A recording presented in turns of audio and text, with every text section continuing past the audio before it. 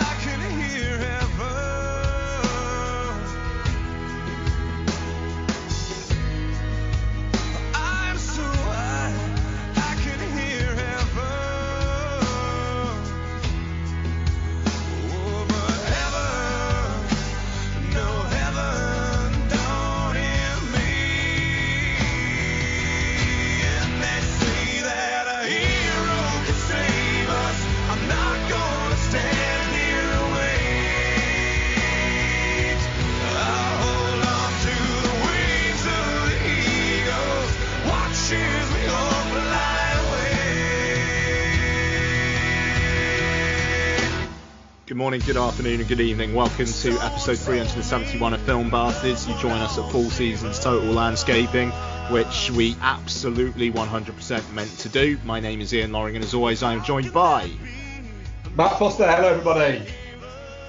And Becky Foster. Hello, everybody. Have you seen that the Four Seasons Total Landscaping have released their own merch? Oh yeah. Nice. Called Make America Rake Again. Fuck, make hay while the sun shines. That was, Yeah. I know we've just... Sorry, go on. Good on them, yeah? Yeah, I mean, I know we've just been, so literally patrons would have just heard over half an hour of some wide-ranging conversations, but when I'd been following that news pretty intensely on Saturday, and when they said, Four Seasons Total Landscaping, I was just thinking, what, are they going to dredge up some fucking rando who's going to, be alleging voter fraud or something like that, who owns that business? And it's like, once they realised their mistake, they should have done that. They should have just gone to the owner of the business and said, look, if we slip you $500, can you just say that you saw somebody shifty going into one of the counting places, please, just to save us this embarrassment? I mean, it's... Let's be honest, Rudy Giuliani would have fucked that up. I mean, yeah, he would have. Rudy Giuliani would literally have come out afterwards and said, and we did just not pay this man $500 to say this. And then it would have been like that Chief Wiggum thing where he'd have gone, tried to give him the money then, and he'd be like, no, not now. Yeah, exactly. And it's the fact that the Biden, the confirmation came right while he was doing that press conference. It would and then apparently most of the press fucked off as soon as they heard that. Yeah. It's it couldn't make it up. So yeah, I mean, obviously we're in this kind of weird time at the moment where for some reason some people don't seem to be accepting the result of the election, but the wheels are turning. There's touch wood, very much touch wood. There's nothing to worry about there. Don't know how there would be because of the margin of victory. And yeah, a lot more chill than I certainly was last week on the show. So what have we got for you this week? We've got a varied double bill here. We have got Remy Weeks's much acclaimed Netflix horror film His House, and the SpongeBob movie Sponge on the Run, which I WhatsApped Mark and Becky on Friday evening while I was watching it and said we need to review this. So let's see how that goes. We'll also have some news. We've definitely got some Twitter questions this week. Rick is alive. All the usual stuff. wearepodsyndicate.com. Iron Sequel, Entertainment Landfill, new Film Rant. Film Rant is back. His film, her movie, What's on Tap, Chinstroker versus Punter. I think I've got everybody there, I think. So yeah, head to wearepodsyndicate.com for podcasts galore and articles and whatnot as well. On the Patreon, the second Fincher Club went up earlier in the week. We will set some dates for recording the new ones at some point. We've already said it's going to blow past Mank anyway. So hey, and I'm planning on recording the first Bond commentary hopefully this weekend. Going to be doing From Russia with Love. So $2 a month, patreon.com/filmbastards. Help support the show, get a good chunk of extra content. Fucking hours and hours and hours and hours and hours and hours of content not available on the regular feed on the Patreon. And as I'm in lockdown, I will be doing some Patreon content over the next few weeks. Good shit. You need to play loads of Mad Max. And there will be stuff on the Pod Syndicate YouTube there. Maybe some video content, and there will be some Yakuza and some Mad Max. I might go get some wine tonight. You can play Mad Max and I can laugh at you. And there will possibly be also some Tony Hawk's, which would just be like 10-minute videos of me just smashing my face and being like Tony Hawk. Will there be any more Resident Evil? At some point. I'm kind of hoping that the PlayStation 5, whenever the hell I get one, will not work with Resident Evil. I'm hoping there's going to be some sort of backward compatibility error there that gets me out of this hole. Aww. That would be nice. And if you're going to play video games tonight, can you play some Yakuza, please? Yeah, we'll see how we get on. They're definitely accused in the next couple of days, possibly tomorrow, possibly tonight.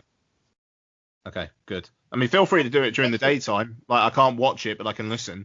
That's it. Yeah. There you go. So, movie news. Free Guy and Death on the Nile got delayed to unannounced release dates.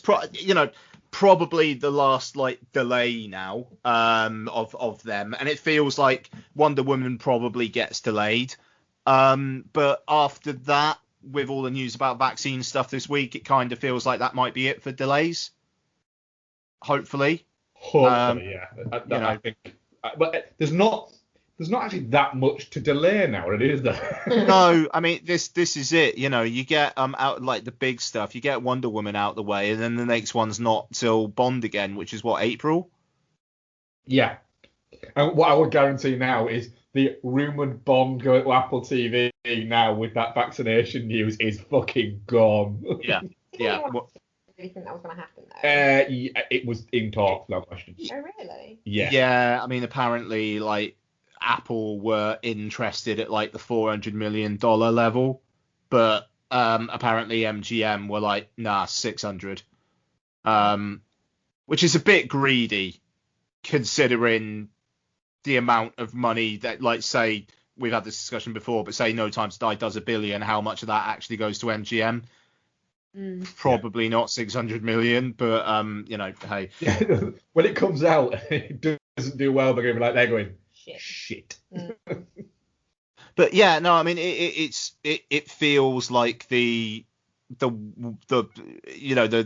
release delays will stop, then things will come out, and you never know, maybe some things might move forward. If cinemas look like they're getting back open in February, in general in the US as well, they're getting back open in February or something like that, then who's to say? But we shall see. I thought it was interesting that Jeff Nichols has been signed to write and direct a film in the Quiet Place universe. Yeah, that's an odd one, isn't it? I like Jeff Nichols. Yeah. And yeah, I look forward to seeing what he could do with that. I look forward to seeing Michael Shannon in the the Quiet Place universe. I mean, that's going to happen, isn't it? It's glorious. going to happen, isn't it? That's glorious. Yeah, it's going to be good. I'm looking forward to Michael Shannon at some point telling Emily Blunt to shut the fuck up. Nice. Johnny Depp kicked off of the crimes of Blumbleblim. Yeah. Never saw that one. I watched the first Fantastic Beasts and I never got round to this one. it seems a little bit like news that people are going, oh, he's been kicked off. What movie again is it? Oh, it's the third Fantastic Beasts movie. There's been two. Yeah. It literally is the movies that people forgot. Feels like crap. Like the Allegiance movies. Yeah, they were. Which just don't exist anymore. No. Do you mean the Divergent movies? Yeah. The Divergent, that's the one, yeah. The final fucking Hunger Games movie. Yeah, that was Yeah, still haven't seen the final Hunger Games movie. Yeah. Movies that apparently happened, but did they? They're Schrodinger's movie. Schrodinger's movie. I love it. Yeah, nice. It was interesting. I was reading up about this though. Apparently, even though Johnny Depp only did 1 day of filming, he had a pay or play contract, so he's still within his rights to ask for all the money. And with Johnny Depp's accountants, he will. Yeah, because that he's getting paid for it. Yeah, they'll basically, it'll have been go quiet and we'll pay you full thing. He hasn't bloody gone quiet, has he? He's gone quiet for Johnny Depp. Well, he said, I've been asked to resign and I've agreed and respected that decision. You know, it's like that's if I don't strike this kind of tone, there's some sort of stipulation in the contract that could fuck me. And it was interesting because like reading up on it as well, it was like he was saying that like most A-list stars, he didn't have a morality clause in his contract. And it's like, fucking hell, man. Just the fact that like A-list stars just generally don't have any clauses for morals in their contracts. I thought that was, I don't know, just quite a funny turn of phrase that. I'd love to know who the first A-list star was to have the morality fucking thing in their contract. I'd love to know who the first one is. Because, let's face it, was probably Jack Nicholson. And it won't have been for anything nefarious or anything like that. It'll have just been... Just don't fuck everything. It'll have been, if I want to get shit-faced and fuck that girl because she wants to fuck me, because she does, and then I'm gonna, and I've gone, do you know what, he's Jack Nicholson, so yeah, fair enough. And then he's Jack going Nicholson to can fuck whoever he wants because they clearly want to fuck him. Signed. I love when you were pointing at that girl, because obviously you point in the general direction of the dog. Well, no, because I don't think Jack Nicholson would fuck our dog. The dog would fuck Jack Nicholson because he's Jack Nicholson. And the cat's got a much more liberal attitude towards The sex. cat's a shagger, yeah. Cat's a shagger. That's probably a joke that people don't get, isn't it? The cat's not really a shagger. That's just the personality we've given him. That's quite something. Yeah. So let's do some trailers. Yeah. There's been a few. Bruce Willis and Tom Jane are starring in a film called Breach about aliens on a spaceship. Bruce Willis looks awake. Barely. To an extent. Barely looks awake. It looks like a step up from those ones where he helicopters in for 1 day to Bulgaria, like appears in 2 scenes and then gets himself on the poster and it's like, right, that's $1 million, please. It looks like he's probably in it more than that. But yeah, like a lot of Bruce Willis, modern Bruce Willis is basically extended with Bruce Willis, isn't it? Yeah, quite. I mean, it's I don't know. He's a fucking interesting dude because apparently he's very like, if you meet my quote, I'll turn up in fucking anything. But then at the same time, he did Motherless Brooklyn for scale because he really wanted to work with Edward Norton. So he's an odd dude in the sense that he didn't. It was like he chose to no longer be an A-lister. Like he went, I'm sick of being in big movies. I just want to be in anything and make a shitload of money. And do you know what? Fair enough. It's like he looked at Nick Cage's bank account and went, imagine that. I don't have any tax problems. Imagine how fat mine would look if I had that career. Nice. Also, Super Intelligence. So this is HBO Max in the US. Is due a UK theatrical release in early December. Which I think it probably will. The only reason why The Witches went to VOD is because of the lockdown, basically. But if things start opening up again in December, then I could see Superintelligence coming out. Looks incredibly standard issue. I think it's been delayed for a fair while, and got sold to HBO Max, or Warner just decided to put it on there. Did you guys see this trailer? Didn't know. Yeah, so it's Melissa McCarthy somehow gets paired up with an artificial intelligence voiced by James Corden that basically says... I'm out. Yeah, exactly. Is it directed by her husband? Yeah. Yes, it is. Yeah. Yeah, I'm out. Yeah, Brian Tyree Henry's in it, and Bobby Cannavale as well, which do pep my interest a little bit, but it's definitely one of those. If we're still having a famine of releases in December that we probably are, then yeah, all right, I'd probably check it out, but I'd much rather just see it on a streaming service like you can in the US. And I don't know, was that... What have you guys got? Wild Mountain Thyme. The Emily Blunt. Skinny Adele. What? Skinny Adele. Adele, now she's lost weight, looks like Emily Blunt. It's very freaky. Bet she does. She does, actually. I bet she does. She does. I mean, she does. Especially with... Oh, that's a conflicted wank, really? I bet she don't.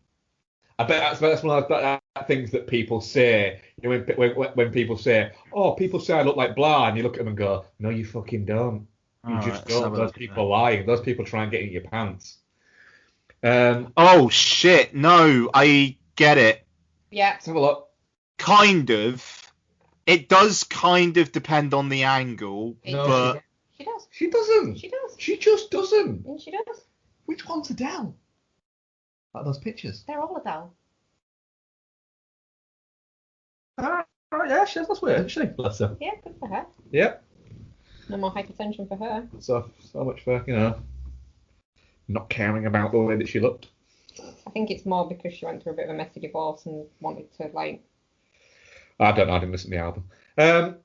Wild Mountain Thyme. Yes, it stars Emily Blunt, Christopher Walken, Jamie Dornan, that's it. That's the fucker. Mr. Pommel Horse himself. And John Hamm. All, with the exception of John Hamm, all doing ropey as fuck Irish accents in what looks like a movie that shouldn't star any of those people. It's you, Becky said you will not watch it, didn't you? Oh shit. And I went, yeah, I'll watch that. Yeah, of course you will. She'll watch shit. It's basically a rom-com with those people with ropey Irish accents set in Ireland.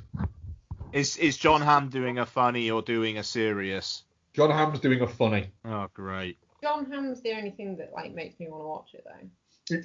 It's John Hamm turning up in that. Hey guys, look, I'm a funny guy. It's like, I get that, John. We can't quite work out if you are. I could steal you, girl. I'm gonna. We probably could, yeah. I mean, yeah, you could. I'd be fine with that. So I'll watch it. It's available on demand in like a few weeks anyway, so... I'll just watch something else with John Hamm in it and be fine with that. Yep. And then Happiest Season. The Mackenzie Davis, Kristen Stewart, and that guy from that show that you're making me watch that I can't work out if it's funny or not. What's it? Eugene Levy's Levy's by David Levy? Daniel Levy? Why not? Daniel Levy's the owner of Spurs. Go with David then. David Levy. Let's have a look. Shit's Oh no, his character's called David. Yeah. What's his name? I don't know. Shit's You supposedly think he's fucking great. It's just fine as there. David Rose.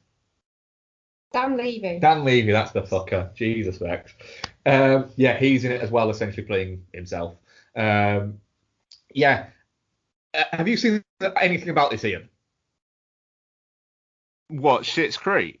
No, Or- happiest season. Oh fuck, sorry. You were talking. Yeah, sorry, Dan Levy. That's all I think about with.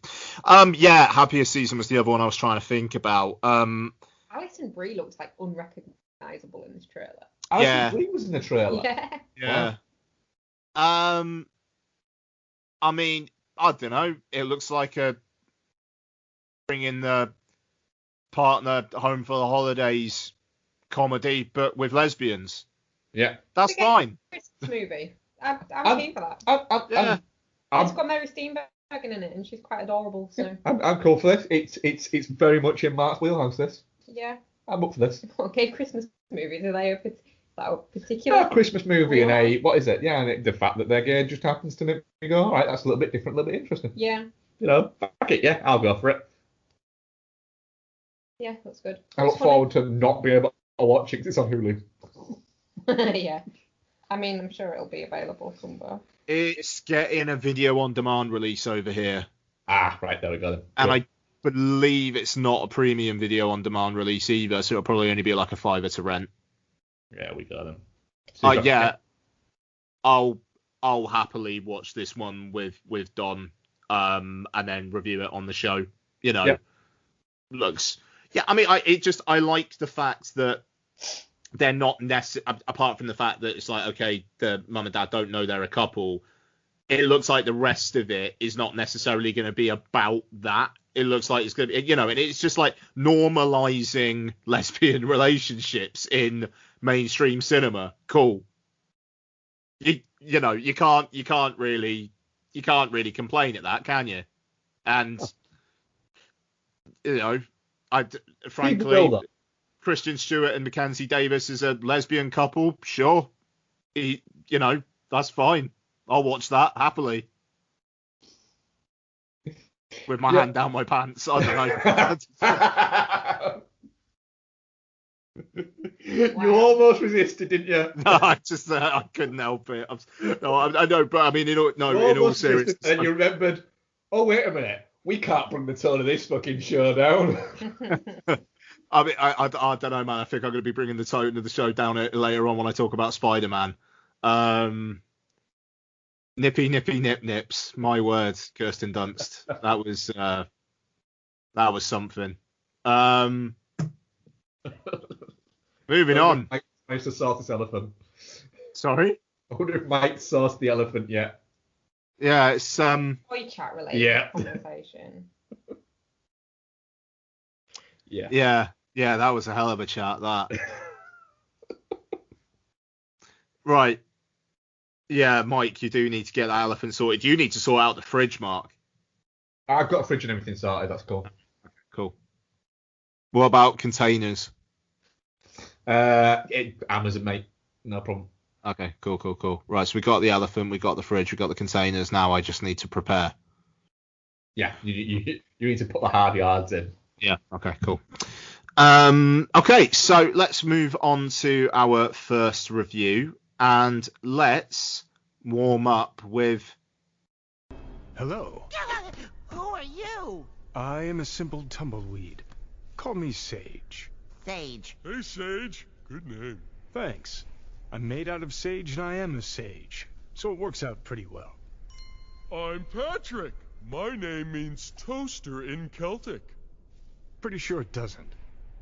This dream you share has a hidden purpose, young seekers. So we are in a dream. And I, friend, am the Dream Weaver.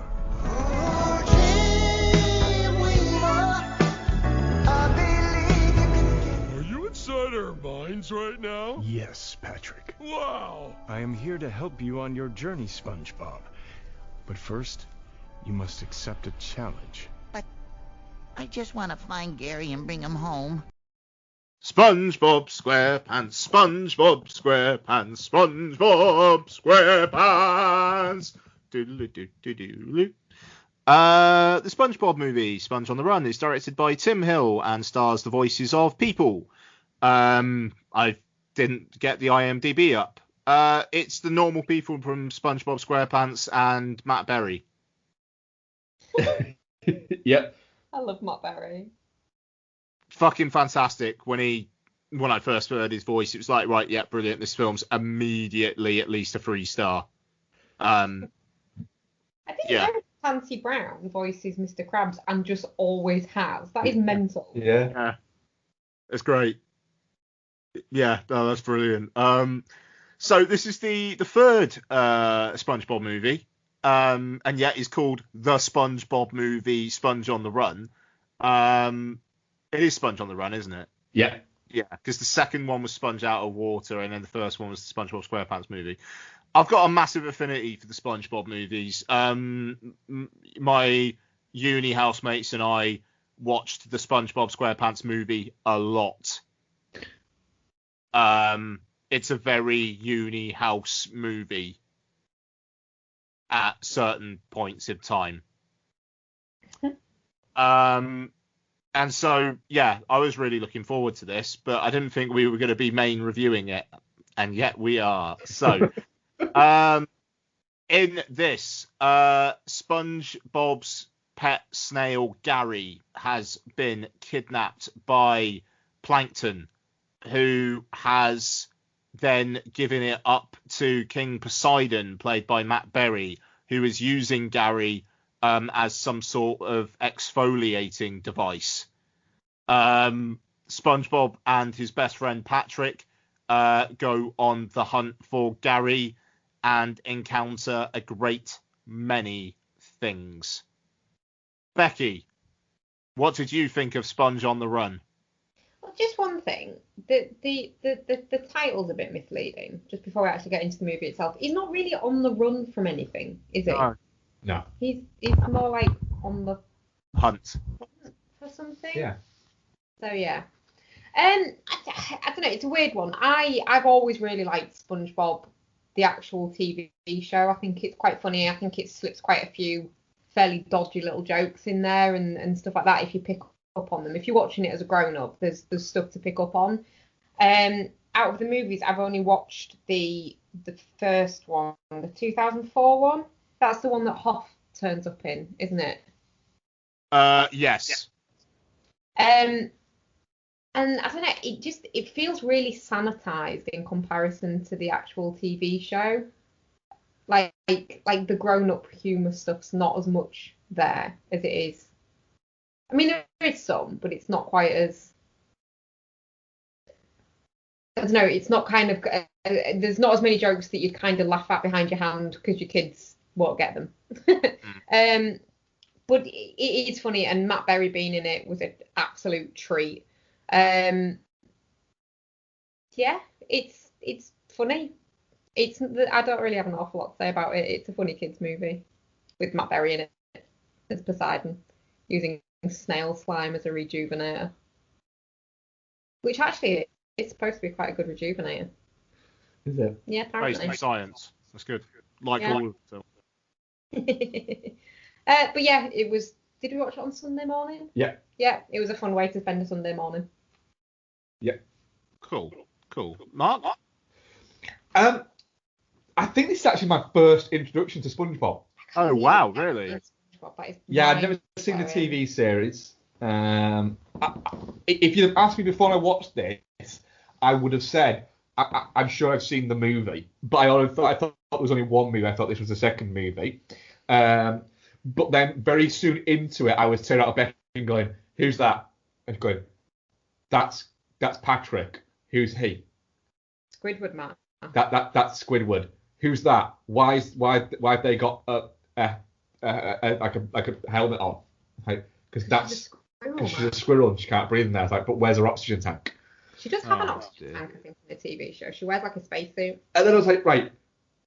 So I was a little bit confused about what went on. I was like, they're going, so what's Squidward's job? Why is he just sat there? Takes the orders, man. They keep having to explain everything that's going on. I was going, right, all right, I get this. This is I can work my way around the what is it? Who's that guy? That's Plankton. What's he doing? Try to steal the recipe. Like, what? So what's he doing? So literally the first quarter of an hour was me just pointing at people and going, who's that cunt? Nice.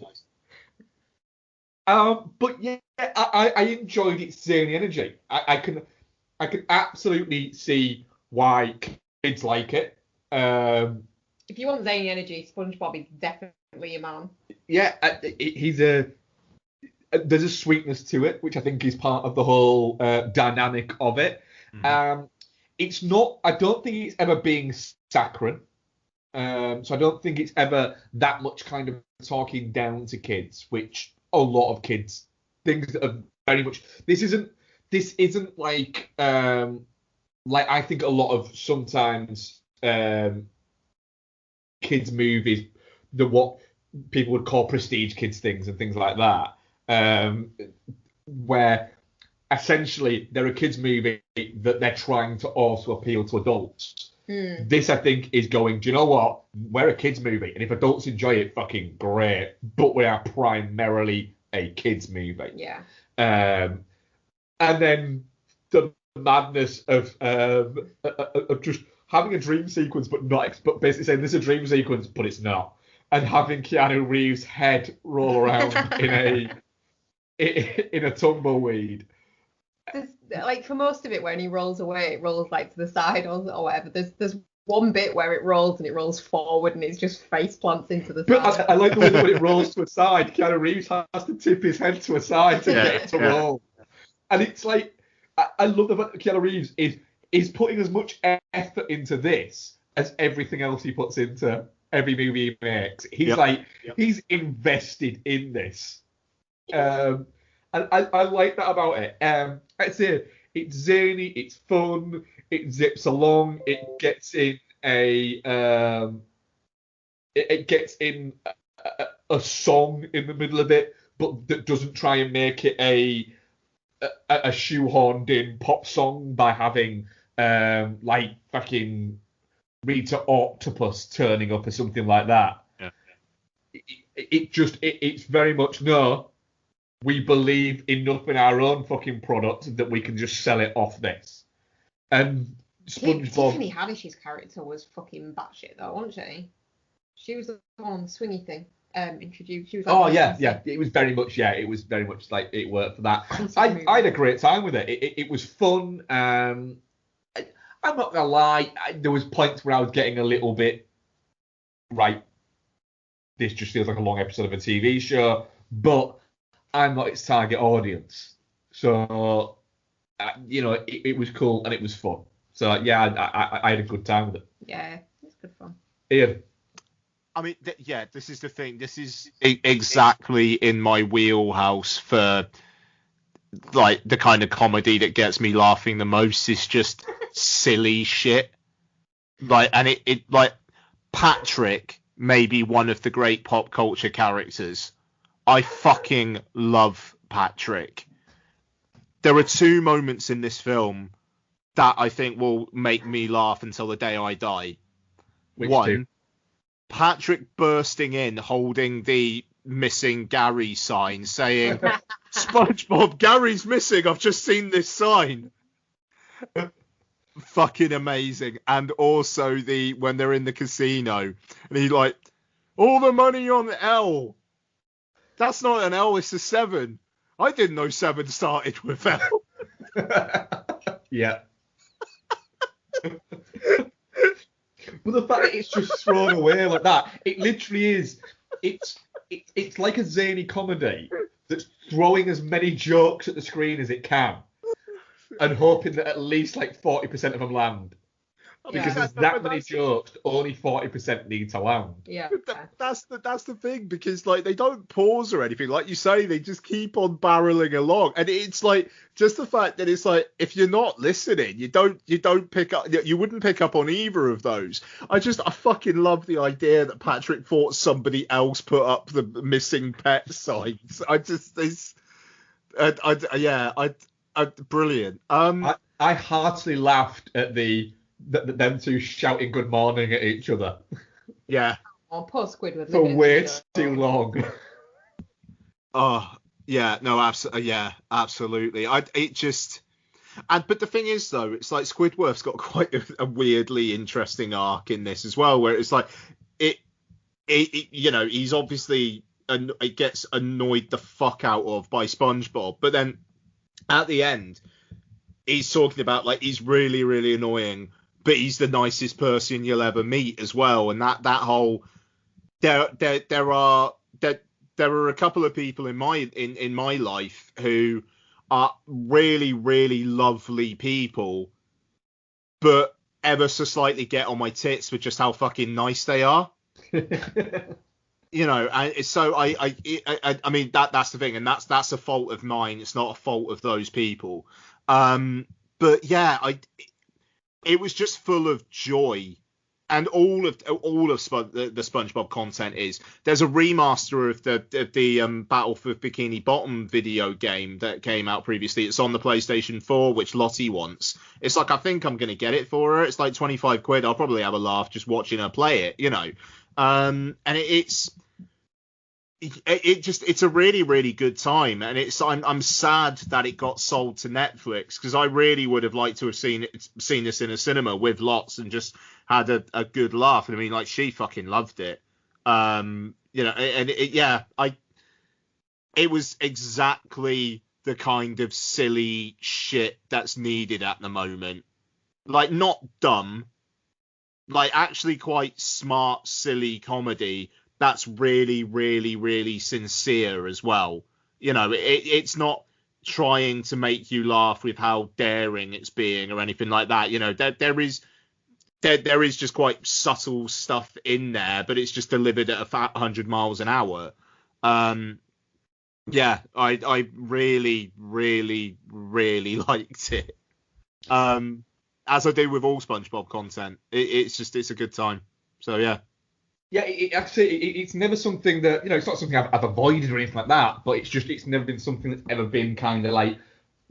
It's never come across your desk, like... No, it's not, which is weird. I think Becky and Isabel used to watch it, and because they used to watch it, it's not like I didn't watch it because they watched it, it's just we watched different things with Isabel, and that wasn't one of the things that I watched with Isabel, it was one of the things that you watched with Isabel, wasn't it? Yeah. So... I also used to watch it on my own, though, to be fair. That's fine. I used to watch Hannah Montana on my own. That's weird. Why? It's a good show. What? It was a fun show. Still can't believe that guy that plays her brother's like 40 years old in it or whatever. Yeah. But yeah, it's a fucking good time, and you know that released on a weekend on Netflix. Kids sit down, right, you've got a new SpongeBob movie, will have been like fucking awesome. The fact that SpongeBob is still like on the go and popular with children is a real kind of testament to it, because like a lot of the kids stuff that even like was popular when Isabel was a kid has just like gone by the wayside, and SpongeBob's been around for donkey's years. It's almost like it's got kind of a Nickelodeon style fucking South Parkiness to it all, where it's just it's never changed its remit, so it's never become old, because it's never tried to be hip. It just exists in being what it is. I found it quite jarring how much the animation's changed on it. I'm not sure whether that was just done for the movie or not. I don't remember. I don't know, but I don't remember SpongeBob like being 3D CG. No. Well, they're all on Prime, Ian, so you can watch them and work your way through. Oh God, if I was watching TV at the moment, I'd be watching The Mandalorian, but I'm not, because I don't watch TV. Yes. Weird positions to take. No, I disagree with you. I agree with Ian on this one. TV's the devil, Becky. I would appear so. So, for me, definitely not shit. Obs. Yeah, definitely not shit. Yeah, no, it's definitely not shit. And I think if we were the parent of a young child, it would be like our hero just for buying us a few hours of quiet on a weekend. So I'm fine with that. Oh, Minecraft's my fucking hero of lockdown, to be honest. That and fucking Roblox. Anyway. Our audience poll was definitely not shit 60%, touching nice. cloth 20%, and shit 20%. Fuck you. Miserable bastards. Are you a craft beer junkie? Do you eagerly anticipate the freshest IPA release from your local craft brewer? Do you check in every beer you've ever had on Untapped? Do you know the difference between a Belgian triple and a Berliner Weisse? Then do we have a podcast for you? What's Untapped podcast gives you beer reviews, interviews with brewers, behind the scenes access to beer festivals, games, and more. Whether you're a craft beer junkie or new to the world of craft brewing, What's Untapped podcast is something for you. Check us out online, iTunes, Spotify, YouTube, and now wearepodsyndicate.com. And as always, keep drinking, you dum-dums.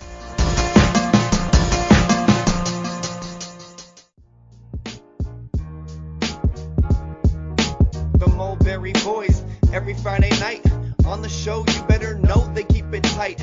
ETL is back and the J-Strom's in the zone. Introduce the co-host, he doesn't do it alone. PCZ is about to hold court. You know he's on the headset, you can hear him snort. Pop culture, movies, TV shows, and games. Rotten Tomatoes, reviews, news, and Blu-rays. Foggy don't play around, he will bust a drop fast. Welcome to the Entertainment Landfill Podcast, the Jason and Steven Show. It's the Jason and Steven Show. What? The Jason and Steven Show. It's the Jason and Steven Show.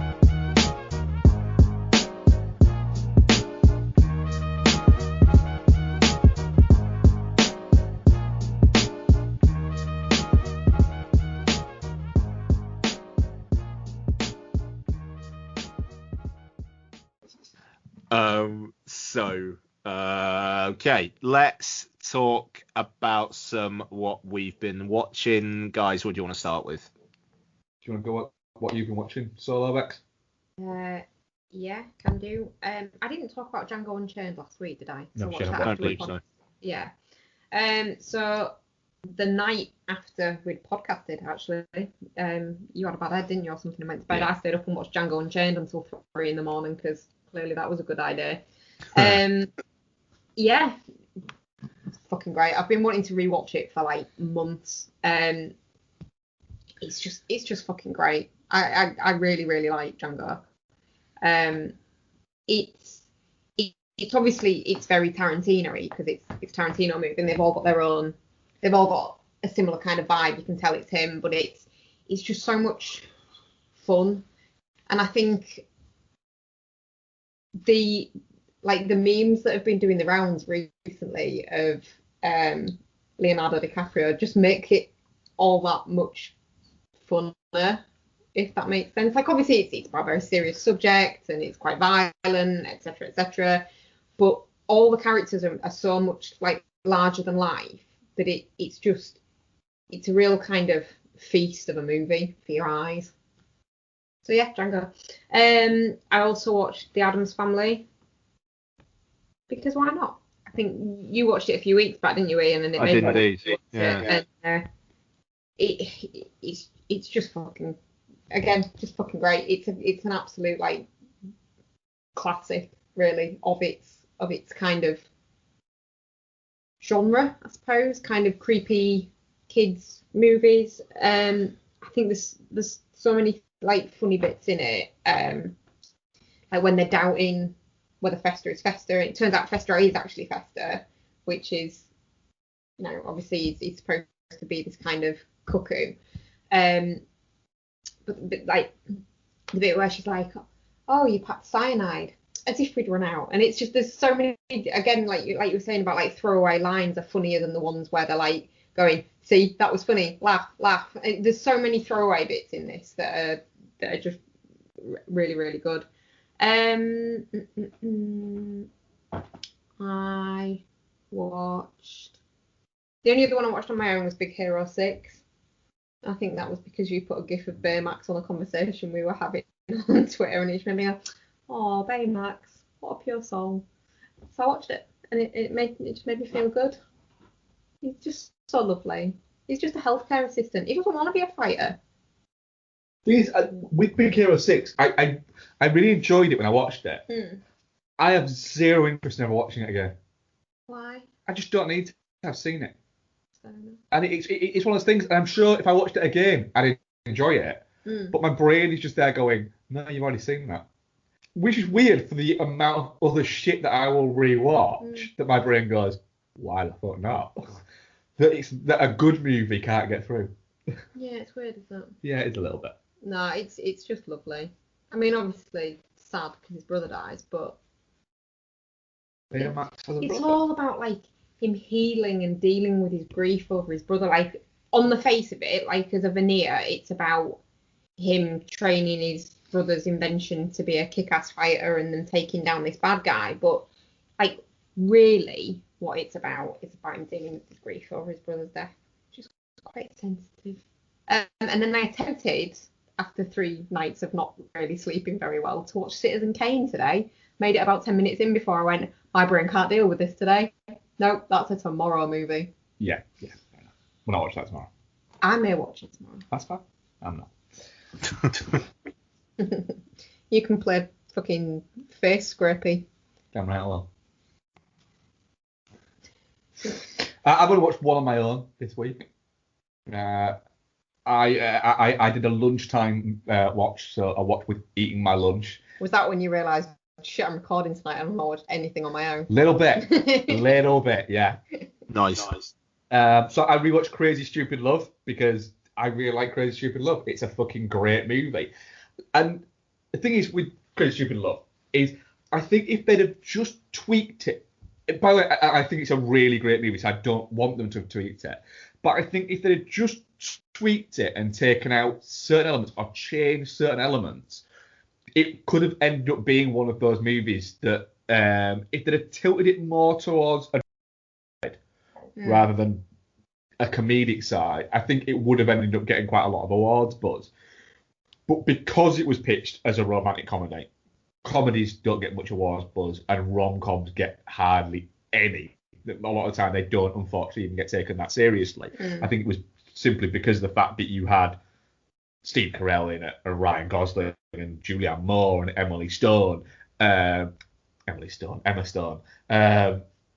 it ended up getting a little bit more attention in that. And the fact that it's really fucking good as well helps.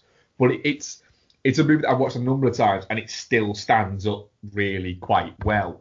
And sorry, go on. This is the one with the awesome scene where he takes him, like the awesome sequence, when he takes him shopping, isn't it? Yes. Yeah. And the shopping scene is fantastic. The look that Ryan Gosling gives him when he pulls out his wallet and it's a Velcro wallet, is an all-time comedy moment for me in cinema. It's a glorious, wondrous thing. Is this also the one with the Dirty Dancing bit? Yeah. But then you've got actual bits of sort of real sort of dramatic weight where you've got Ryan Gosling's character sort of coming to terms with the fact that the one thing that he never thought was going to happen, where he was going to fall for one of these women that he goes home with, happens. And that's a really well played out scene between Steve Carell and Ryan Gosling. So it's a lot better movie than it had any right to be on the surface of it, because it's actually it's a little bit of a silly story, but it's carried over quite well by the talent that's involved in it. Does Kevin Bacon play Julianne Moore's new squeeze? Kind of, yeah. Yeah. I don't mind rewatching that, actually. Oh, Thanks for watching it without me. I'll rewatch it again somewhere. Do you want us to go through the ones we watched together, Ian? Yeah, do it. Let's go. Right, so we watched Now You See Me 2, which should have been called Now You Don't. Or Now To See Me. Or Now To See Me. Followed by Now You Three Me. The third one will be called Now You Three Me. Or Now You See Three. Oh, there's 2 rhymy took it words off a in there. fucking level with that one, Becky. I'm not gonna lie. Howard, you've done it again. Go on, Beck. Yeah, to be fair, I kind of always get muddled up between like what the story is of the first one and the second one. Because they're so fucking different. Well, I don't like the fact that they've just gone, shit, Isla Fish don't want to be in this one. Fuck it, we'll just replace her. And it's just like, it's not completely glossed over. Like, she was just so unimportant as just the woman one that... I don't think it's that. I think she was a little bit of a dick, and so they didn't want her back. Ah, fair enough. Lizzie Kaplan's not as good in this as Isla Fisher is in the first one. The weird thing about Lizzie Kaplan is Lizzie Kaplan is actually quite a good screen presence and is actually quite funny.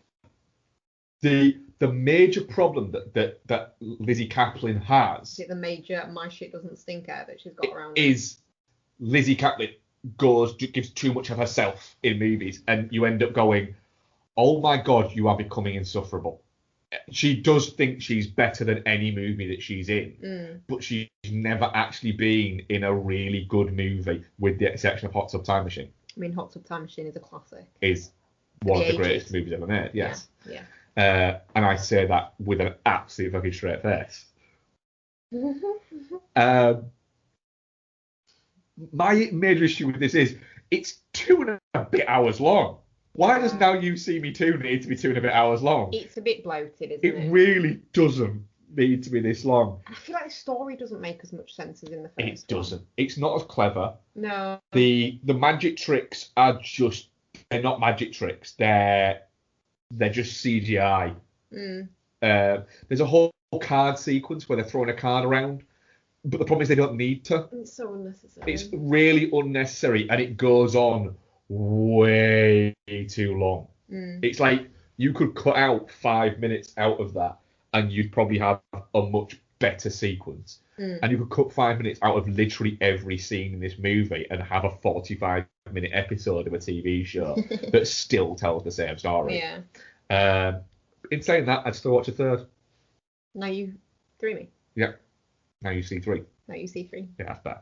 Yeah. Okay. That's what we're going with. That's what we're going with. Yeah.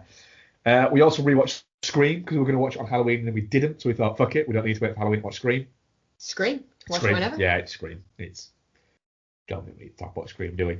It's awesome, is Scream. It's I really really, good. really like Scream. And the thing is, you kind of, every time I watch it, I'm a little bit nervous that it'll feel like it's really dated, or it'll feel like clunky, or because it's been parodied so many times, it'll lose its kind of shine. And it just doesn't. It's just fucking great. It's very entertaining. Yeah. Matthew Lillard is Matthew Lillard should be in more. pretty fucking awesome. I isn't he? maintain this. Matthew Lillard should have had a bigger career than he's had. Yeah, he should. Because he's kind of funny looking. Yeah, but I think he's genuinely a good actor. And I think he's genuinely very, very funny. I think he was just a little bit too zany. Can we watch 13 Ghosts at some time? No, we've watched it too recently. Will you get it for me so I can watch it? Yes. We watched National Lampoon's Vacation. Yeah. Go on, Bex. Shit on everyone's phone. No, it's fine and everything. It's just I love Christmas Vacation. European Vacation's not very good, and I'm not. European Vacations has dated terribly. Yeah. But like, if you'd asked me to kind of explain Vacation, I wouldn't have even known really what the story was. Like, I just forget it immediately after I've watched it. Wow. But it's just not as good. And I was saying to you when we watched it, it's so weird that like the middle film in that trilogy is the real kind of like the real peak. No, what is it? Was Christmas Vacation was the third. So what was the second? European Vacation. I thought it was. No, I'm sure it is. Let me double check that to make sure I'm not making a fool of myself. Carry on. But yeah, it was Vacation, European Vacation, Christmas Vacation, I thought it was... then Vegas Vacation, then Vacation. I mean, those two ones don't count. Vegas Vacation's alright, actually. But yeah, it's just odd, the difference in quality between the other two and Christmas Vacation. Maybe it's because it feels all warm and fuzzy because it's set at Christmas, but this one just feels so much more mean-spirited. It is a little bit like that, with the dog dying yeah. and the aunt and stuff like that. The problem is, Christmas Vacation is so perfect. And Chevy Chase gets Clark Griswold so perfect in that. See, in Christmas Vacation, he comes across as just this well-meaning guy whose stuff keeps going wrong for, whereas in this one, he comes across as a bit of a dick at points. I don't think he does that. He wants to leave the dead aunt on a porch covered in a blanket with an umbrella. Because... he kills a dog. That's a complete accident, though. But it's because he's just... everything is focused on just having the best family holiday, and that is just, well, she's dead. She's not gonna come. It's not gonna harm her. That's not how life works, though. It kind of is, though. His reasoning is sound. But his morals are not. I mildly disagree. It's just not as funny either. It's not as funny, but I think that's because Christmas Vacation is perfect. Yeah. A movie that gets funnier the more and more I watch it is we rewatched Wolf of Wall Street. Yes, we did, didn't we? Nice. Which is a perfect movie. It is a perfect movie. I started watching it, didn't I, while you were doing something, and you heard it from upstairs and messaged me like, what are you watching? You watching The Wolf of Wall Street? Yeah. I don't watch that with you tonight. Well, I've only just started it, so we can restart it. And then we watched it. Yeah. It was about 40 minutes in at that point. It is absolutely perfect as a black comedy. There's so much just gloriousness in it, and again, I've said it loads of times to people. Previous listeners go in, he's going to say this all again, but new listeners, it's the level that Martin Scorsese, as a guy in his 70s, and the fact that he's doing stuff that new directors wouldn't have the fucking balls or the imagination to do is staggering. You know, he's still operating on just a fucking different level to everybody else. And the fact that this is one of those movies where this is a Leonardo DiCaprio movie that he got Scorsese to direct. Right. And the fact that Scorsese does what he does with it and gets involved in it as he does, and the fact that he's so entertaining that 3 hours just goes poof, and he's fucking gone. And it almost tells this satirical version of what's going on without ever being satire. And showing you, doing very similar to what he did with Goodfellas, of showing you what the ridiculousness of these people. You want to be these guys? And going, you want to be these guys? You want to be these guys? You want to be these guys? It's funny, isn't it? It's funny, isn't it? This is what happens to them. And then going, oh, all right. That's what happens to them. It's like, they're not good guys. This isn't fun. It is corrosive and damaging. And yeah, it might have seemed fun, but trust me, we're just showing you the fun bits of it all. It is an absolutely perfect movie. And then Firewall is a new watch for us, isn't it, Bex? Just before we move on from Wolf of Wall Street, we were saying, weren't we, like, because DiCaprio is so good in it, it's really easy to forget just how fucking good Jonah Hill is in it. Oh, he's fantastic. He's such a scene-stealing character. Yeah, the fact that he chased fucking teeth. That he chased that as well. Yeah. Like he literally worked for scale on it. Yeah. And his and DiCaprio's friendship has given us one of my favourite photographs ever, where Jonah Hill's coming out of a coffee shop. And DiCaprio happens to be up the street from him. And so DiCaprio gets his phone out and runs up to Jonah Hill, faking to take a photo of him. And then when Jonah Hill starts losing his shit, DiCaprio just pulls the phone down and laughs at him. And Jonah Hill gets to lose his shit at DiCaprio. Nice. And it's just like, you look at it and go, DiCaprio really is just, he literally goes in, does a movie, does barely any PR for any of the movies he does, and then just fucking disappears to a yacht with a model. Yeah. Well, I've we've done 2 out of 3, or I've done 2 out of 3 of my perfect DiCaprio movies so far now. So I've just got to watch Once Upon a Time again, and then I'm satiated for a little while. Yeah. So the final one we'll talk about, and then we'll let Ian actually speak at some point, is we watched a movie that we scrolled past a few times on Netflix. I'm sure all of our listeners, and I'm sure Ian, you do this, where you scroll past the movie and go, I'll watch that at some point. It was in our watch list. And then never watch. Well, we decided to actually watch one of those movies.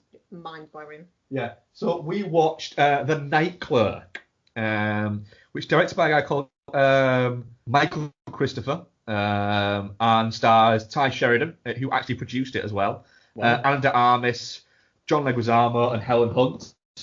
Sorry, our cat is running around with an empty bag of crisps that he's got from somewhere. And it's like fridge raiders. That'll be Isabel's. Isabel's out of Isabel's room. Got a palette. So, quick synopsis. Ty Sheridan plays Bart Bromley, who suffers from Asperger's, and he is a night clerk at a local hotel, and essentially lives with his mother, but lives in the basement, and he has cameras set up in the hotel rooms, which on the face of it would look like he's trying to spy on the patrons of the hotel, but he's not. What he's actually doing is he's using them as almost like research on how to essentially better. He's just trying to learn how to interact. Yeah, he's trying to use them to learn how to interact with people better, to cope with with his Asperger's. And at the start of the movie, he witnesses a woman being murdered through one of his cameras, but then obviously doesn't want to let on that that's how he's seen it. So he's gone home at this point, and Yeah. he has access to the video from home. He's watching it, and he sees this altercation start happening, and he goes back to the hotel, doesn't he, to kind of try and interject. Yeah.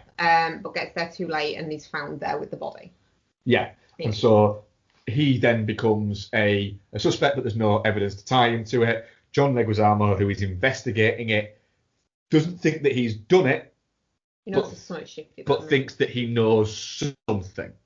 The hotel company that he works for then transfer him to another hotel. It's a bit quieter. That's a bit quieter for him, and he ends up forming a friendship with one of the guests that stay in there, played by Ana de Armas. And then I won't give away too much because I don't want to go full spoilers with this, because we actually really enjoyed it, didn't we? Yeah, we did, yeah.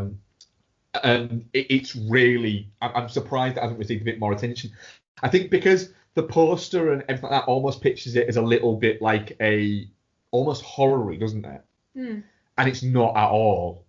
It's kind of almost like a psychodrama, I would say. Yeah.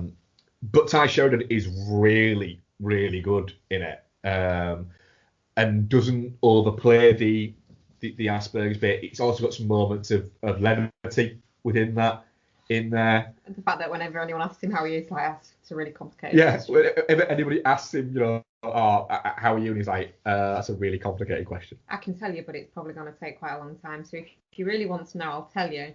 But if you're just asking to be polite, then Yeah. I won't. Yeah, and it's. But it's the same script every time. Yeah, and he says it all the time. But the fact that everyone around him seems to be very accepting of his condition and likes him.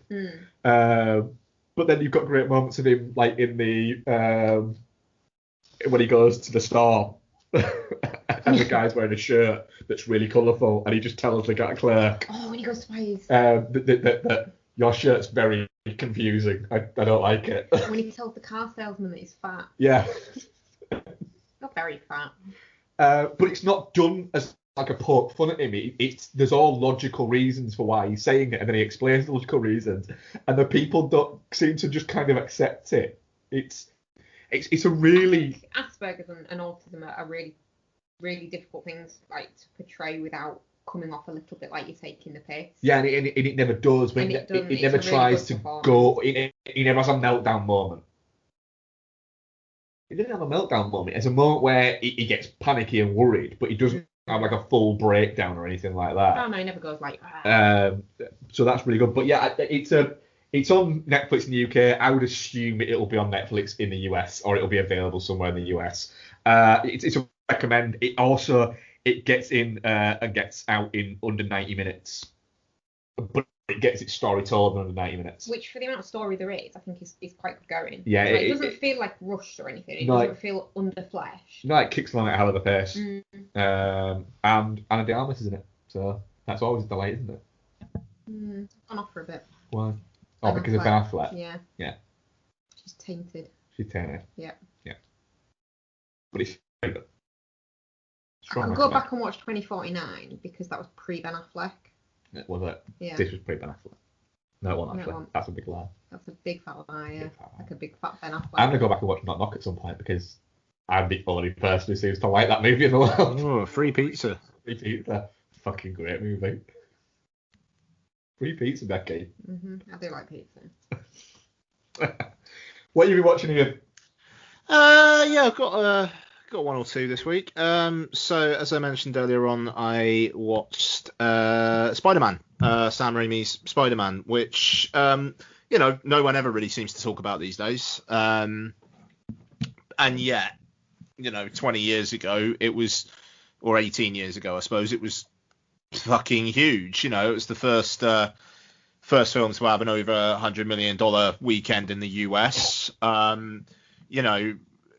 X-Men and Blade kind of like set the stage for comic book movies to an extent, but it felt like Spider-Man was the one where studios really started paying attention. You had Hulk and Daredevil and whatnot shortly after, and then obviously it led up to the MCU in 2008. But yeah, Spider-Man kind of feels like the progenitor of them all, and especially in the way that, with X-Men, one of the big things there was Singer was very, I'm not having him fucking running around in spandex, and Hugh Jackman has that one line in it, they're all in these like super cool fucking costumes and whatnot, whereas Spider-Man, it's just like, nah, he's going to dress up as a fucking Spider-Man and Green Goblin's going to look like a Power Rangers villain and everyone's going to love it. And they did. And yeah, I enjoy Spider-Man. Though I think much of it is nostalgia for me being like 17, 18 and just really, really fucking liking Kirsten Dunst. So, little bit gross now that I'm 36 and the Dunst is being the Dunst in this one. But, it takes me back to a less innocent time. And that's absolutely fine. It's interesting.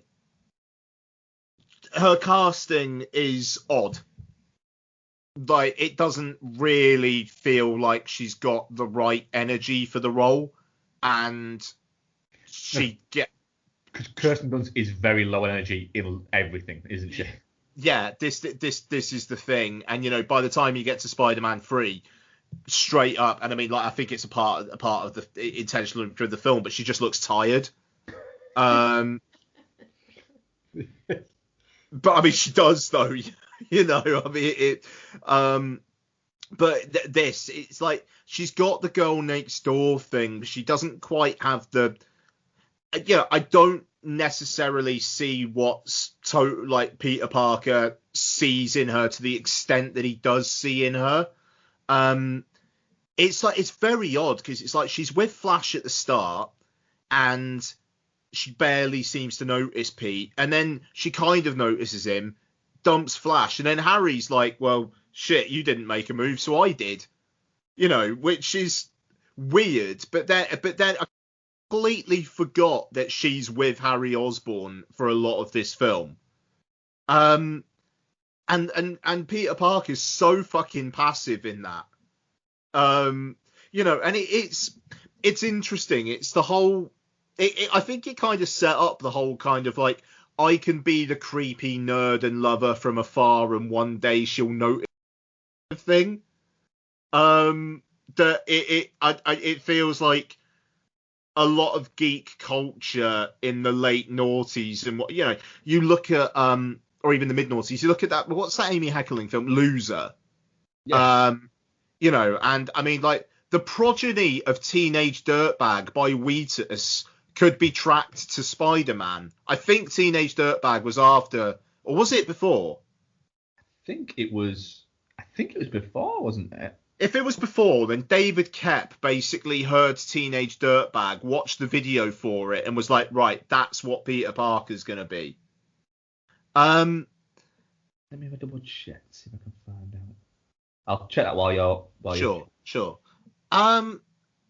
So yeah, does not hold up. The action as well. I mean, Sam Raimi's got some good shit going on. Like the way that he kind of shows off the spider sense is pretty great. And there's a lot of like quick flashes and cuts and whatnot. And I really like the sequence where Peter's coming up with the costume, and it's very, very Sam Raimi, and the like using the negative space to kind of put in like a transition to another scene and things like that. It's interestingly directed, but when you've got Spider-Man versus Green Goblin, it does look like a Power Rangers fight, which, you know, isn't great. It's before, by the way. What Spider-Man is? No, Loser. Teenage Dirtbag. Yeah. Right. Okay. Fine. So basically, David Koepp like listened to Teenage Dirtbag and just thought, yeah, okay, that's Peter Parker. Fair enough. Yeah, so I mean, I like Spider-Man, mainly for nostalgic reasons.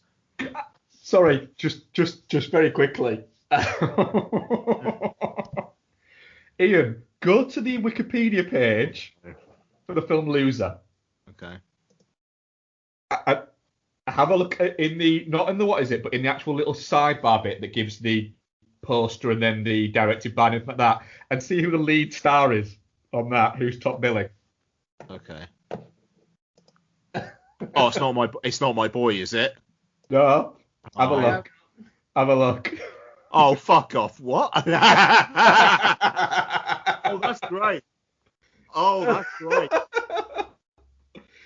Well played, whoever did that. Oh, that's fantastic. So just because, I don't know, maybe this will be gone by the time Loser starring Donald Trump. That's spectacular. The actual, what is it? If you look at the title of the movie, it's Loser / Donald Trump 2020. Wow. Oh, fucking hell. Oh god, that's put me right off. All right. Oh no, it's fine. The one thing, right? That scene with Kirsten Dunst in the rain with the nips. No one would dare fucking do that in a comic book movie now. No. Like, that's weird. Like, watching this now, it's like, wow. And the general costume choices of Kirsten Dunst, where there's quite a lot of cleavage showing for a lot of her costumes in this film. It's little bit. You enjoying yourself, Sam Raimi?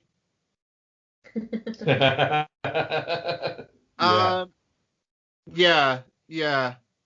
Anyway, moving on. I watched. Yeah, I think this is the only other one I watched, actually, because I was obsessed with election coverage last week. I was playing Spider-Man as well, which led me to want to watch Spider-Man. So just to clarify, you watched Spider-Man and Spider-Man 3? No, I haven't watched Spider-Man 3 yet. I haven't watched Spider-Man 3 yet, sorry. This run, yeah. So you've got Spider-Man 2 to go next. Oh, yeah, which is the one I was kind of like really wanting to watch out of the whole trilogy, to be honest. But I will watch Spider-Man 3. I'm intrigued to see how that is now. Yeah, because I personally haven't seen that since the day it came out in the UK at the cinema. Yeah, I think I've maybe seen it twice. It's not one I've watched often, I'll say that. So I was lucky enough to go to the cinema yesterday. And what was my first film back? Honest Thief. So I and one other person, bless them. It wasn't dead in Showcase, but I did get the sense there were more staff in the building than customers. Oh, that's sad. Yeah, it will get there. They just need product. But the thing is, Honest Thief came out in UK cinemas the day after the Welsh lockdown started. so I never actually had the chance to see it. And I hope it's still about when cinemas reopen for you guys, because it's fucking Mark Nip. Yes. Like no, there's no like psychotic women or anything, but aside from that, right? So Liam Neeson plays a bank robber who has saved up all the money, hasn't spent any of it, and spoiler alert, you find out that he just robs banks basically for the thrill of it, not because he actually wants the money. He meets a woman played by Kate Walsh, and he decides to go legit. And 12 months later, he calls the FBI and says, I'm the in and out robber, because he's known as the in and out robber, and I want to turn myself in. And Robert Patrick and Jeffrey Donovan play FBI agents, and they're like, you're a fucking crank. We have loads of people who say they're the in and out robber, blah blah blah. Right, Jai Courtney and Anthony Ramos, you go speak to him. He's obviously talking bollocks. So they go speak to him. He says, you want proof? There's $3 million in this self-storage unit, blah blah blah. They go, they find the money. They go, actually, we're going to have that money and we're going to set him up. So they do that, and Liam Neeson has to go on the run with his girlfriend, who didn't previously know that he was a bank robber. There is a weirdly extended subplot about Jeffrey Donovan's ex-wife's dog that he got in the divorce, and every time you see the dog again, he likes the dog a bit more. Until one of the greatest cuts to a shot of a dog that I have ever seen in my life towards the end. It's a properly dramatic moment, and then it cuts to the dog, and it's like, is this supposed to be inferring that the dog is understanding this situation and is also sad? Amazing. Jai Courtney does wonderful. Is he a drug addict, or does he just really like Red Bull eye acting? And it's just got this slightly shonky, slightly wonky, watch it on a Tuesday afternoon, slightly low energy feel to it, where I just kind of enjoyed Liam Neeson increasingly giving Jai Courtney a bad day. Is it closer to something like A Walk Among the Tombstones than, let's say, The Commuter? Oh, yeah. I mean, it's like the closest this film gets to action is Liam Neeson in an ice cream van ramming into a car containing Jai Courtney and Anthony Ramos, and then them shooting through the windshield, trying to shoot through the back window of the ice cream van, trying to shoot Liam Neeson. Other years, we've covered a lot of these Liam Neeson films, haven't we? Mm-hmm. Almost every one.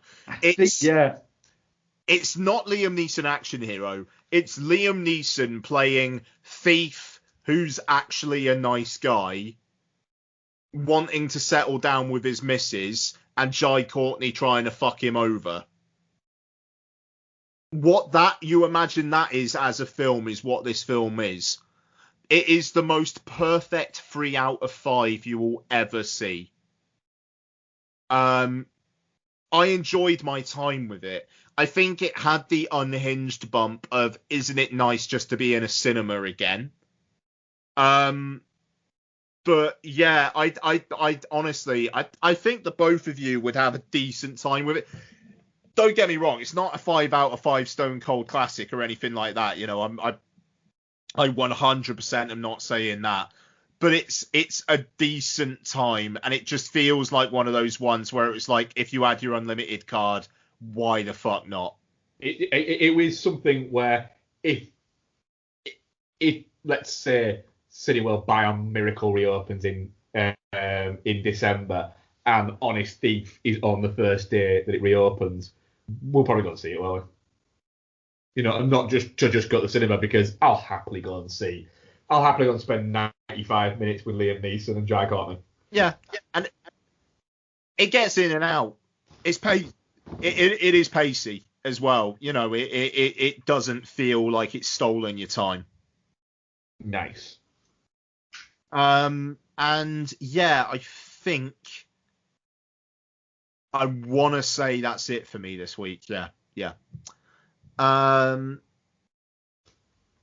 Oh fucking hell! Even though Spider-Man was that the film I watched that day. Okay, fine. Annabeth has risen from the ocean.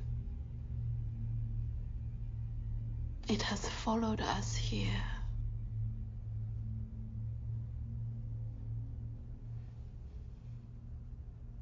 It spoke to me.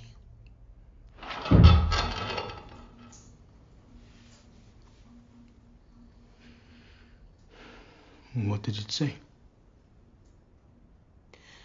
We don't belong here.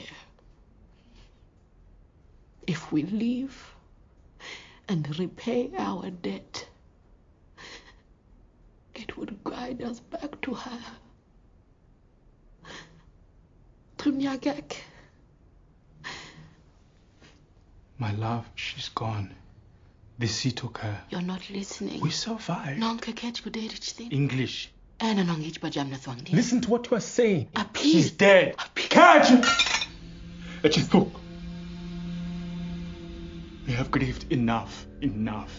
Okay, so let's move on to His House, which is directed by Remy Weeks, and you might be telling that I am trying to get onto IMDb.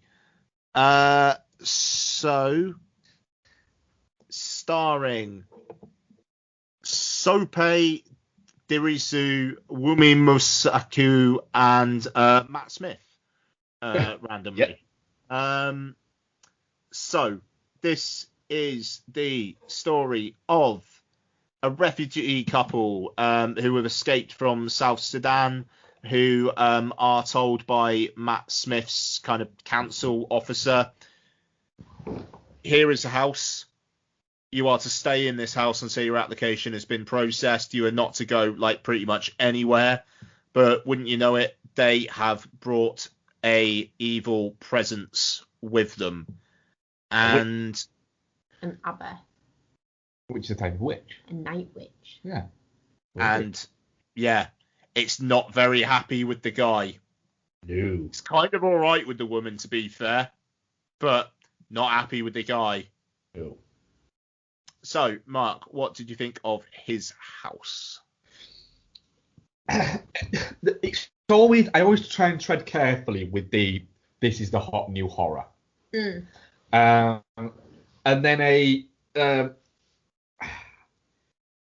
also thought that straight away that having a horror film set around refugees was always going to be a bit of a, right, where are they going with this? This could be a bit of a problematic. Oh, I don't know about this. I don't know about whether it'll be good or anything like that.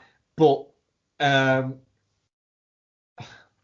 you know, I think you were saying, Ian, when we did Play It Forward, you were like, with the wave, you were like, I don't need that right now. Yeah.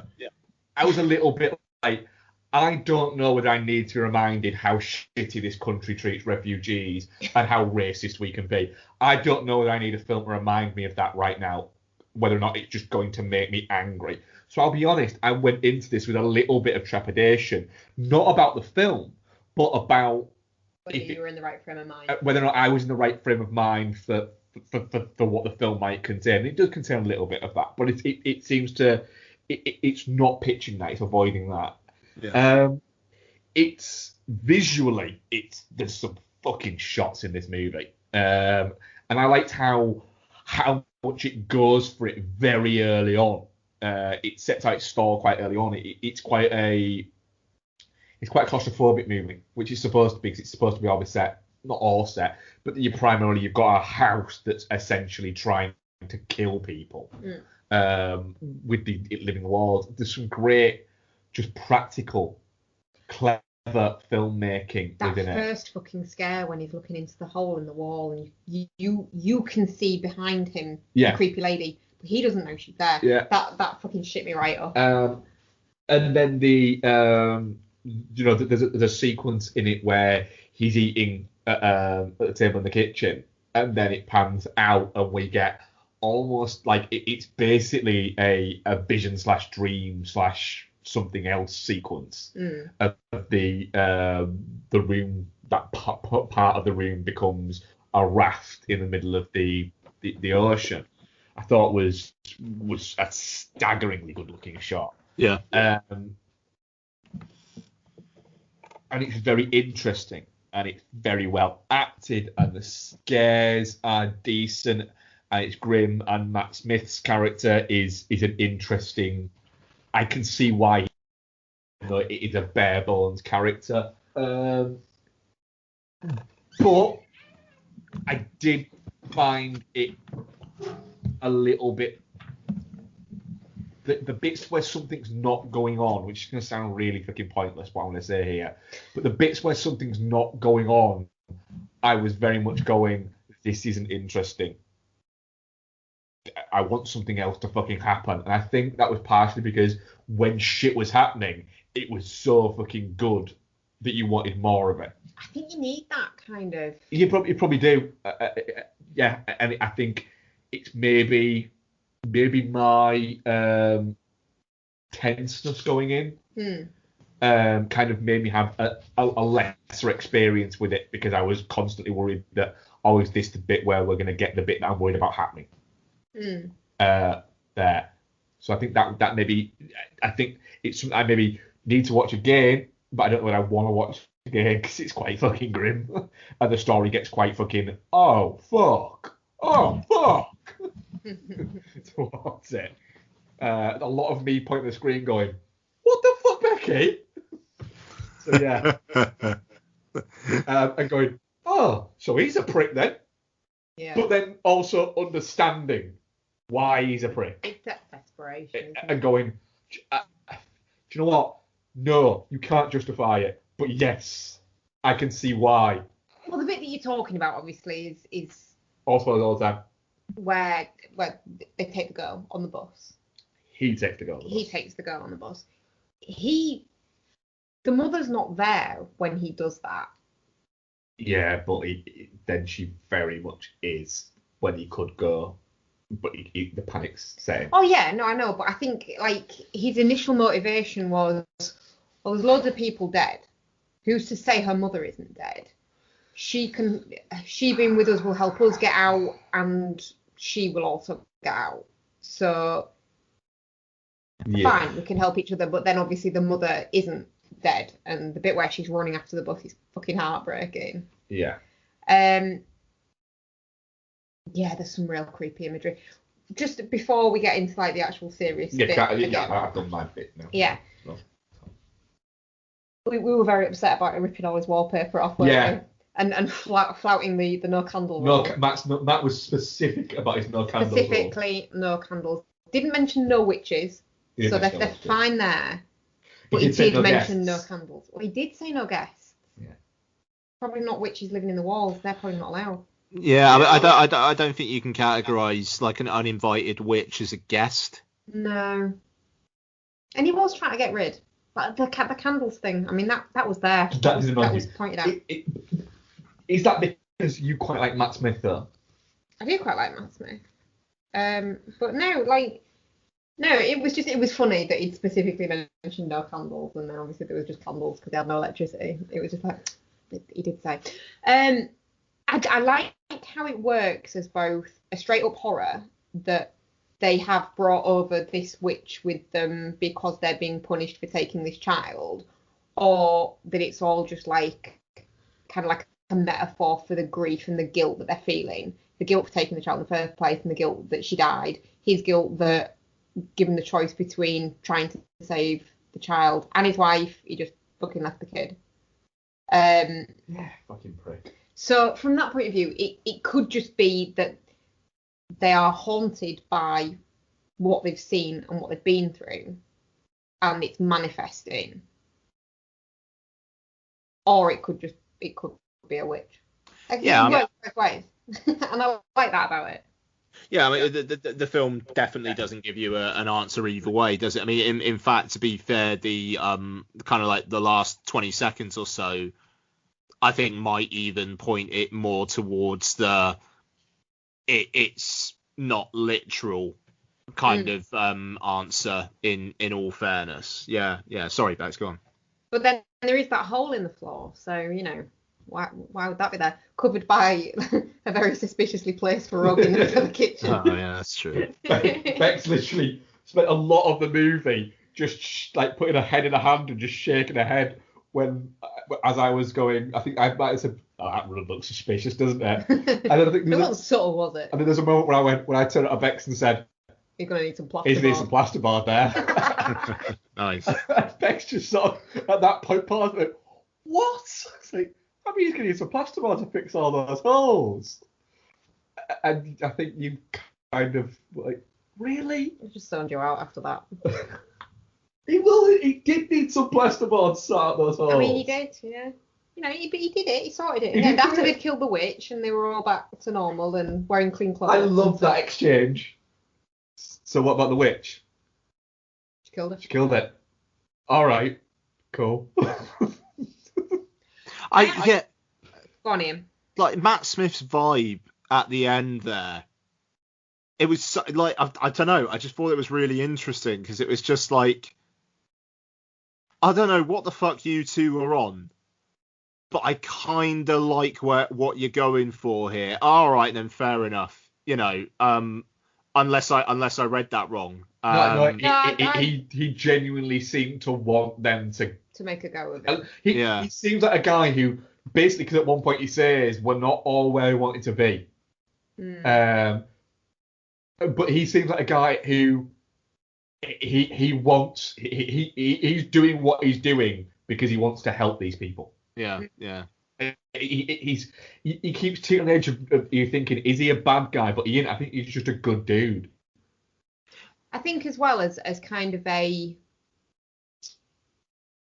performance from him, he with his like movie stuff that he's tried to do since like going to break America after he quit Doctor Who, he's done sort of very kind of larger than life kind of performances. Like what's it? Oh God, what's that one? Lost River. Yeah, Lost River. And stuff like that. And it's just a nice, subtle human performance, and it's evidence that he still does have the capacity to rein himself in. Yeah. It's an odd character, Matt Smith, in the fact that I think he's actually a really good actor. I just don't. Nothing seems to land for him. No. I think he's quite popular in that shit thing about the royals, isn't he? I don't even know. I think he plays Prince Philip. Oh, of course he does. But what did you think, Ian? Yeah, I liked it. I thought it went down a couple of like narrative cul-de-sacs at points that maybe made it like 5-10 minutes longer than it needed to be. The bit where she got lost and then those kids just kind of fucked with her. Yeah. Like I wasn't necessarily too sure what that was adding there, even though I thought it was fucking fascinating, the idea of that kid saying, fuck off back to Africa. It was like so. I mean, it felt believable.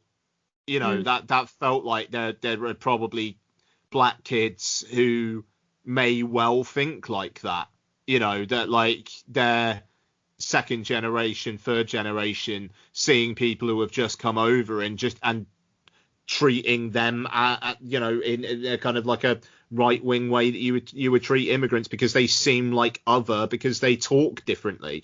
It's I don't know. It was almost like that was almost like a fucking short film in itself, that section. My reading of that, at the point of that scene. Yeah, sure. So obviously he goes out the day before, doesn't he? And he does what he needs to do, and he gets some shopping, and he sees those people, and they welcome him in, and he's sat singing songs about Peter Crouch in the pub. Yeah. And then he very much embraces like trying to integrate. She goes out and has a completely different experience. She gets lost. It's a bit scary. She doesn't know where she's going. Those kids are shitty to her. And then she has the opposite reaction to being here, and essentially completely rejects it. Wants to go home. Continues kind of like the whole bit. I didn't think about that. But yeah, you're right. Like the bit when they're eating and he's using the cutlery and she's eating with her hands. That's her rejecting like changing because her experience isn't good. That was just how I kind of, that's how it hit me anyway. Yeah. No, I think that's absolutely fair. It's the important thing is I think it worked as a horror film. There are so many of these kind of like hyped up horrors these days that fucking forget to be scary. Yes. That to have a film like this, that when it's on, it's fucking on, and it gets on quickly. I mean, there was a section maybe about halfway through where it was like he was turning the light on, and then something was turning the light off, and then he was turning the light on again, and like every single time the light was going on and off, you could see like shapes in different places, and it just kept on ramping up, and it just made sense narratively as well. It's the witch basically trying to break him down. I thought very, very well acted, really, really good scares. The very human horror of him with the kid and then the mum coming along. That was genuinely shocking. I thought it was a really impressive bit of work. It's a film I'll never watch again. I'm in agreement with you on that. I don't need to watch it again, but it's good to watch. Yeah, but I mean that's it. It's not the quality. In a way, it is the quality of the film because it's so effective. That it's like, I don't need to have that in my life for another hour and a half at any point.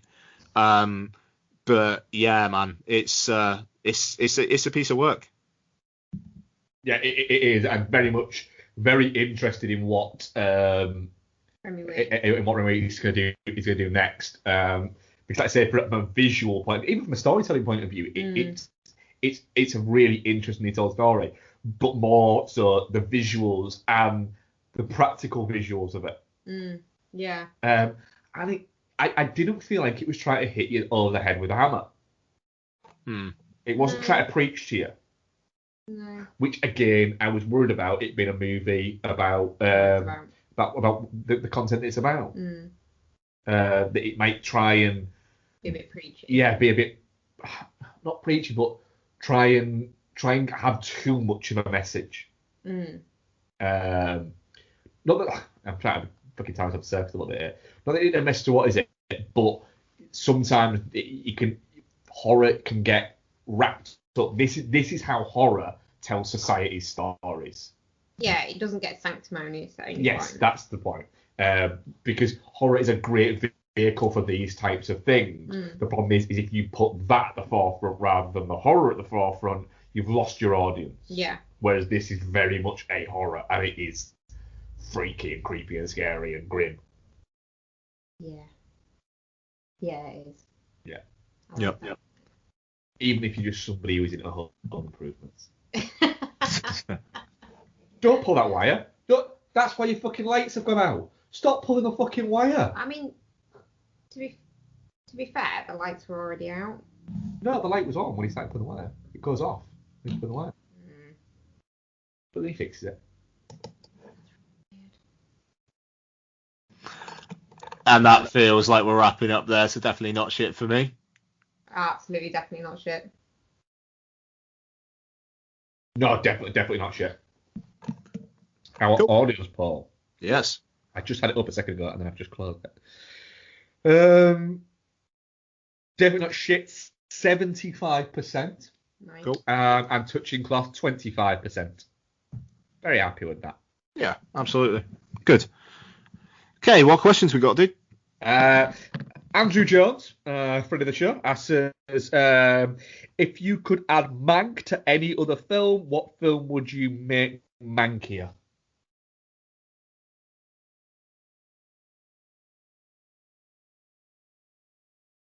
Like Mankey is in like. I don't get it. I'd go for Three Men and a Baby Mank. Oh, the word man.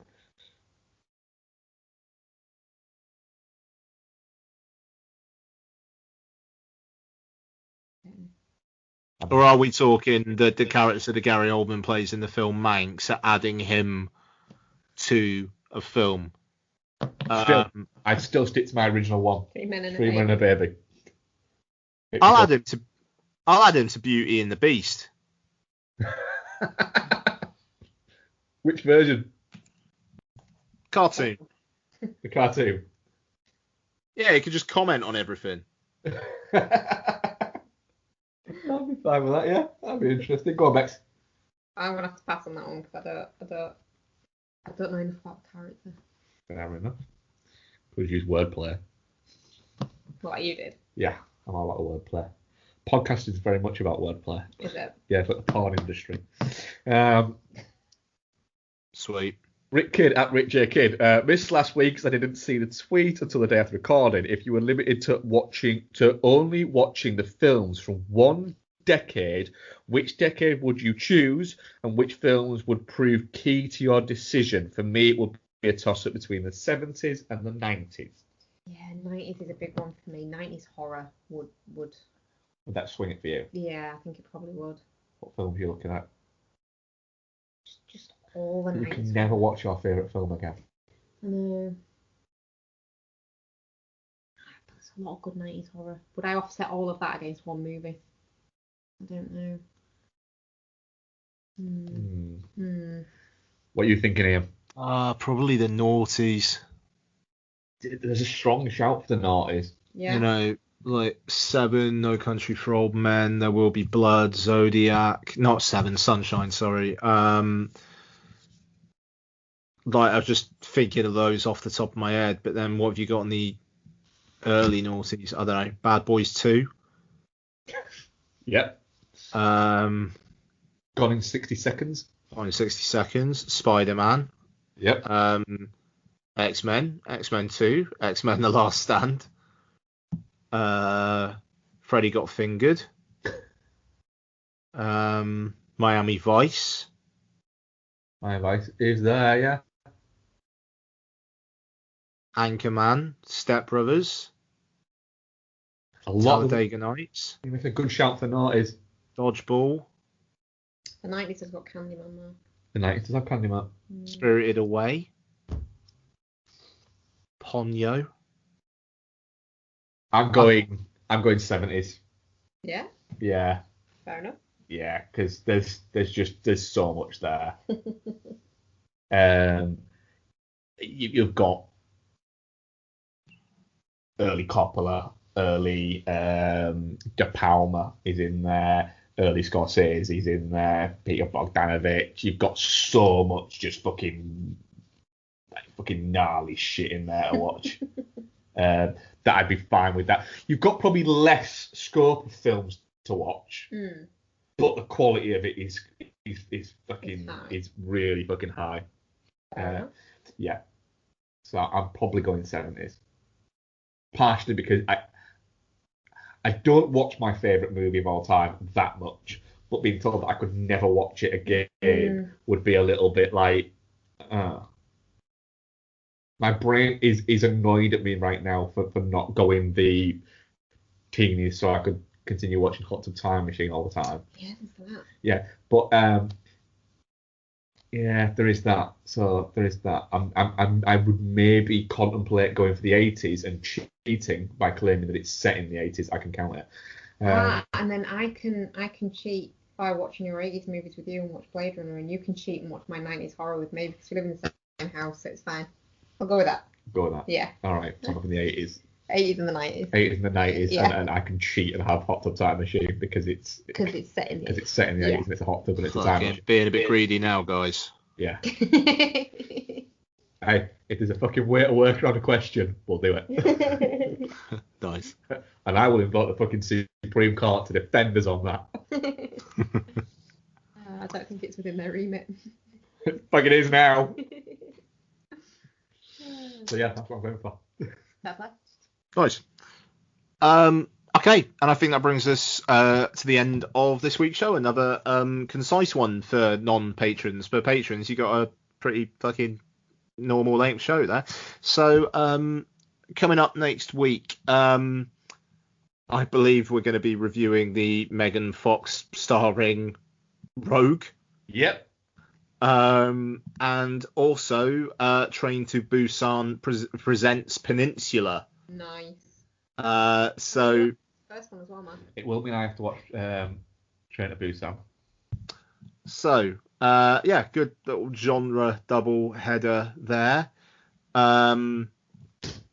What's the date? So that's going to be right. So then the week after that, I think, is a little bit light as well. So we'll see what happens there. But then it's Christmas Chronicles 2. So yeah. There's something else out that day. He'll be Billy Elegy, I believe. Yes. Okay. Which is playing the Everyman on the Bay this weekend, but the reviews have come out for it today and they are not good. Yeah, I think. No, so I don't think I'm going to spend £15 to go see Hillbilly Elegy when I can just watch it on Netflix in a couple of weeks. But it's not one you need to, I think, worry about that much. No. So yeah, we'll be back next week. We are podsyndicate.com, as mentioned earlier on the show, patreon.com/filmbastards. And yeah, I'm going to let these guys get some food, and I'm going to take the dog downstairs because she's fallen asleep next to me. Have a lovely week, guys. Stay safe. Ian? I don't know what the universe wanted us to tell us to say. Done. Oh. Hey. Hello. Hello, you're back. That was weird. I was just saying thank you very much, guys. Thanks very much, guys. Bye-bye.